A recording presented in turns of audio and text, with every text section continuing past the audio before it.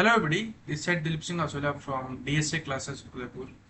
आज अपन जिस particular chapter की बात करेंगे उस सेक्टर ऑफ इंडियन इकोनॉमी की बात करेंगे।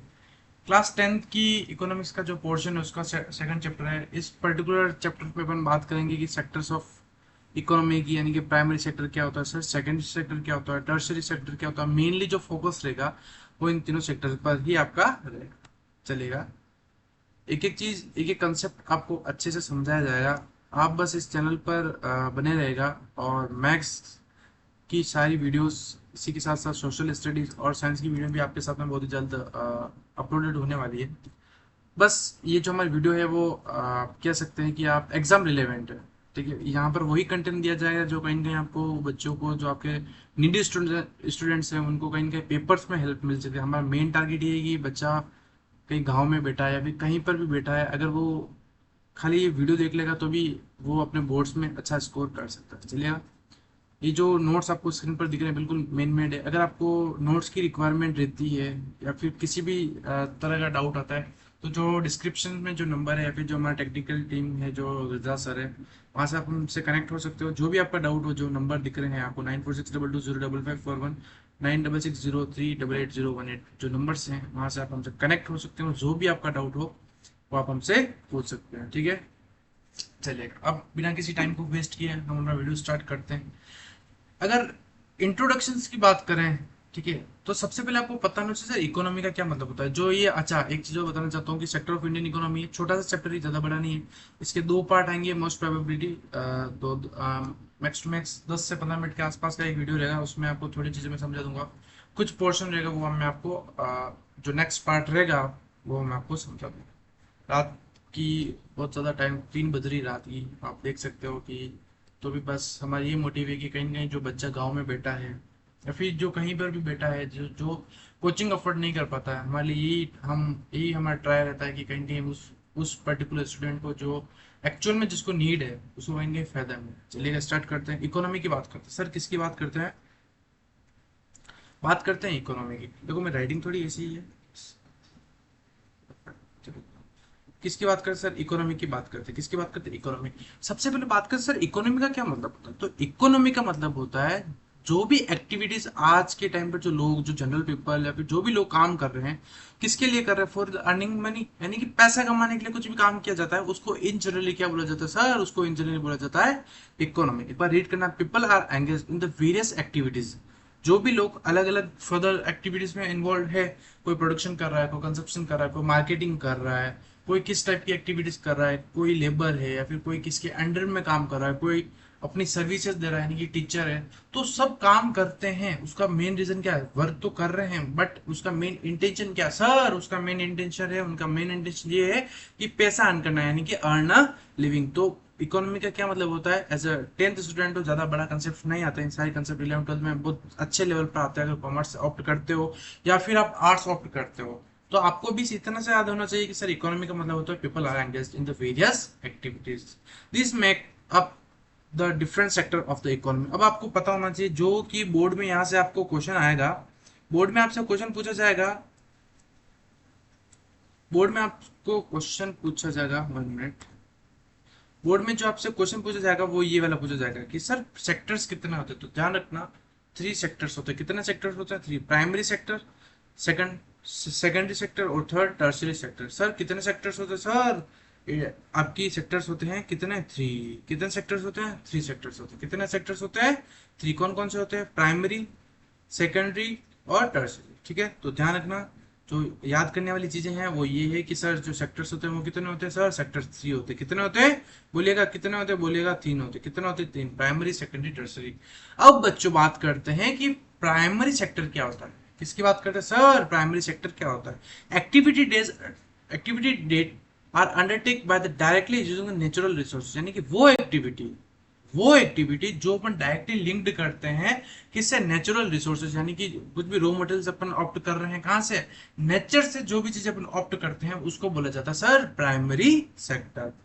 when we produce a good by exploiting the natural resources, it is an activity of the primary sector, यानी कि आज कुछ भी सामान बना रहे हो, अरे कुछ भी प्रोडक्ट बना रहे हो तो उसके लिए रॉ मटेरियल की तो रिक्वायरमेंट होगी ना।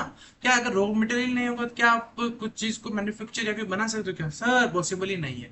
तो किसी भी चीज को बनाने के लिए उसके लिए क्या चाहिए सर? उसके लिए रॉ मटेरियल की रिक्वायरमेंट। किसकी रिक्वायरमेंट है सर? रॉ मटेरियल की रिक्वायरमेंट। तो रॉ मटेरियल क्या हो गया सर? प्राइमरी सेक्टर हो गया। कौन सा हो गया? Primary sector. वो सर वो जो रॉ मटेरियल होता है वो आपको कहाँ से मिलता है सर? जो रॉ मटेरियल होता है वो हमको मिलता है नेचुरल रिसोर्सेज। कहाँ से मिलता है? Natural resources. ठीक है, कहाँ से मिलता है सर? नेचुरल रिसोर्सेज से मिलता है। कहाँ से मिलता है बोलिएगा? Natural resources. Natural resources. ठीक है का? आई होप कि यहाँ तक आपको अच्छे से समझ में आया होगा। थ्री सेक्टर्स की बात करते हैं, first primary, second secondary, third tertiary. Primary sector I hope आपको थोड़ा बहुत समझ में आया होगा। और नेक्स्ट बात करते हैं। फिर primary sector, it forms of the base of the all the other product that are the subsequently made. ठीक है, example dairy, fishing, foresting. This sector is also called the agriculture and related sector to the primary। यानी कि खाली raw materials या फिर agriculture से जो based चीजें होती है वही आपके प्राइमरी सेक्टर्स में नहीं आती। इसके अलावा फिशिंग हो गई, डेयरी हो गई, फॉरेस्ट्रल का पार्ट हो गया। ये भी कुछ एग्जांपल्स है। ये भी क्या है सर? ये भी एग्जांपल्स है किसके? आपके प्राइमरी सेक्टर के। ठीक है सर, प्राइमरी सेक्टर तो अच्छे समझ में आ गया, लेकिन जो सेकंड वाला था, सेकंड वाले का नाम क्या था सर? सेकंड वाले का नाम था आपका सेकेंडरी सेक्टर। कौन सा सर? सेकेंडरी सेक्टर क्या तो वो भी तो बता दो। जब बात करते हैं बच्चों, जब भी बात करते हैं सेकेंडरी सेक्टर की, the secondary sector cover the activities in which natural product, in which, देखिएगा इधर, इन विच natural product are changed, natural product are changed into other form। ठीक है, through the way of the manufacturing that the associated with the industrial activity। यानी कि secondary sector वो sector होता है कि जो भी रॉ मटेरियल आपको किसने प्रोवाइड किया था, जो एग्रीकल्चर सेक्टर से मिला है, फिर कह सकते हैं कि जो प्राइमरी सेक्टर से अपने को गेट हुए, जो भी नेचुरल रिसोर्सेज प्राइमरी सेक्टर से मिले, जो भी रिसोर्सेज जो प्राइमरी सेक्टर से मिले उसको आप क्या कर रहे हो सर? उसको हम कन्वर्ट कर रहे हैं, उसको कन्वर्ट कर रहे हैं किसके अंदर? सेकेंडरी सेक्टर के अंदर। यानी कि कुछ भी चीज को आप बनाओगे तो मैन्युफैक्चर कर रहे हो, यानी कि जो स्टेट या जो फॉर्म था किसका? नेचुरल रिसोर्सेज का, वो चेंज हुआ है। तो वो रॉ मटेरियल का फॉर्म क्या हुआ? चेंज हुआ है। ठीक है, तो फॉर्म चेंज हुआ, वो किसके अंदर आएगा सर? वो आता है किसके अंदर? आपका सेकेंडरी सेक्टर के अंदर। आई होप कि सेकेंडरी सेक्टर क्या होता है बच्चों को अच्छे से समझ में आया होगा। चलिएगा नेक्स्ट बात करते हैं। थर्ड पॉइंट है आपका tertiary sector. These are activities that help in the development of the both sector, primary and the secondary sector। अगर बात करें जो इंटरलिंक सेक्टर है, इंटरलिंक सेक्टर यानी कि जो प्राइमरी और सेकेंडरी सेक्टर को जो हेल्प प्रोवाइड करता है, ठीक है, वो कौन सा करता है सर? Tertiary sector. कौन सा? Tertiary sector. मान लीजिएगा कि जो आपकी कंपनी है जहां पर जो सामान बन रहा है वो दूर है, लेकिन जो रॉ मटेरियल कहीं दूर से आ रहा है, तो रॉ मटेरियल को पहुंचाना तो पड़ेगा जहां पर इंडस्ट्री है। तो ट्रांसपोर्टेशन जो सर्विस प्रोवाइड करता है, वो तो ट्रांसपोर्टेशन जो भी सर्विसेज देता है अपनी, तो वो किसका पार्ट हो गया? वो टर्सरी का पार्ट हो गया। This activity by themselves do not produce a good, but they are an aid or a support for the production process. ठीक है, ये कोई सर्विसेज प्रोवाइड नहीं, ये कोई भी प्रोडक्शन तो प्रोडक्शन नहीं करता है, लेकिन ये एक सर्विस देता है किसको? प्राइमरी और सेकेंडरी को। आई होप कि यहाँ तक आपको अच्छे से समझ में आया। फिर since these activities generate the service rather than the goods, the tertiary sector is also called the service sector। Last bar boards में क्वेश्चन आया था, यहाँ पर लिख देना आप, यहाँ लिख देना इम्पोर्टेंट, सावधान इंडिया मार्क कर देना इसको। क्या मार्क करना? सावधान इंडिया। सावधान इंडिया का मतलब होता है very very important. Last year भी, प्रीवियस ईयर में भी कई बार क्वेश्चन पूछा गया है, कई बार वेरी शॉर्ट में, एमसीक्यूज में भी क्वेश्चन पूछ लिया जाता है कि जो टर्सरी सेक्टर होता है उसका अनदर नेम क्या है। तो बच्चों क्या होता है जब वहाँ कंफ्यूज हो जाता है, तो ध्यान रखना। तो आपका टर्सरी सेक्टर है, उसका अनदर नेम पूछा जाए तो क्या है सर? Service sector. एग्जाम्पल बात कर रहे हैं, expanding natural of the tertiary sector, doctor, CA, professions जो भी होते हैं वहाँ भी आपके किस में आ गए? जो टीचर्स आपको टीच कर रहा है, जो कोच कर रहा है, जो इंस्ट्रक्ट कर रहा है आपको, वो भी किसका पार्ट हो गया? वो टर्सरी सेक्टर का पार्ट हो गया। जितनी भी सर्विसेज होती है वो किसका पार्ट हो गया सर? वो पार्ट हो गया आपका टर्सरी सेक्टर का। तो ध्यान रखना, इस डायग्राम के जरिए मैंने बहुत ही एक अच्छी चीज आपको इसी वे में समझा रखी है कि प्राइमरी सेक्टर, अरे प्राइमरी सेक्टर दिख रहा है ना? बोलो हाँ। फिर सेकेंडरी सेक्टर और टर्सरी सेक्टर, ये तीनों क्या इंटरलिंक्ड है? ये तीनों क्या है? इंटरलिंक, यानी कि इसमें से अगर एक भी चीज गायब हो जाए या फिर कमी, किसी भी चीज की स्कैरसिटी यानी कि कमी हो जाए, तो कहीं ना कहीं इशू आएगा। ठीक है, क्योंकि इशू इसलिए आएगा क्योंकि तीनों चीजें क्या सर, इंटरलिंक्ड है। तीनों चीजें क्या है, इंटरलिंक्ड है, इंटरकनेक्टेड टू ईच अदर। ठीक है, यहाँ के लिए इंटरडिपेंडेंस और इंटरकनेक्टेड टू ईच अदर। फिर बात करें सर जीडीपी क्या होता है। ठीक है, अब जीडीपी को कंपेयर करेंगे। ठीक है, थ्री सेक्टर से उसको जीडीपी से कंपेयर करते हैं।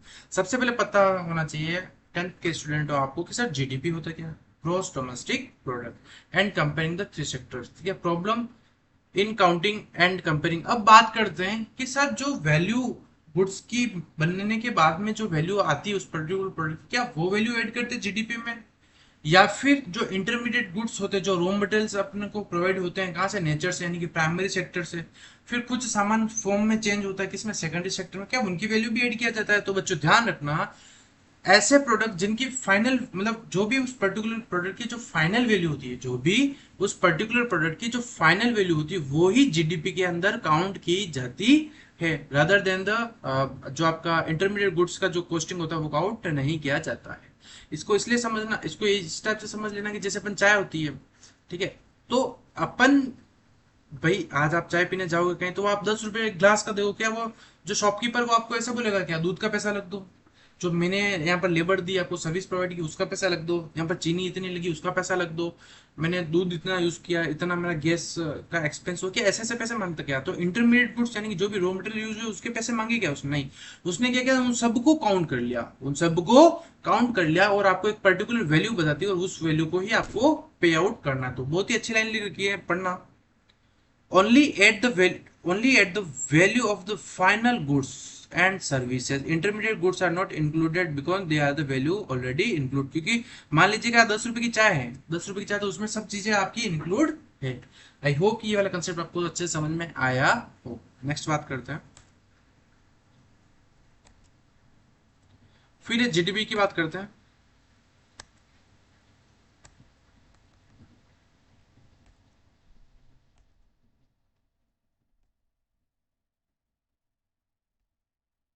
चलेगा, यहाँ पर हम वीडियो नंबर फर्स्ट जो एक इंट्रोडक्शन पार्ट कह सकते हैं, बिल्कुल छोटा पार्ट था। यहाँ आते हैं नेक्स्ट जो पोर्शन है आपका इस पर्टिकुलर चैप्टर का, वो अपन आगे डिस्कशन करेंगे। ठीक है, अगर यहाँ तक आपको किसी भी तरह का दिक्कत आती है या फिर किसी भी टाइप का इश्यूज आते हैं, तो आप हमसे जो व्हाट्सअप नंबर है वहां से आप हमसे कनेक्ट हो सकते हैं। चलिएगा, और भी अगर आपको कुछ भी दिक्कत आए तो आप हमसे जो हमारा व्हाट्सअप नंबर है उनसे कनेक्ट कर सकते हैं। ठीक है, चलिए, thank you and have a nice day team DS.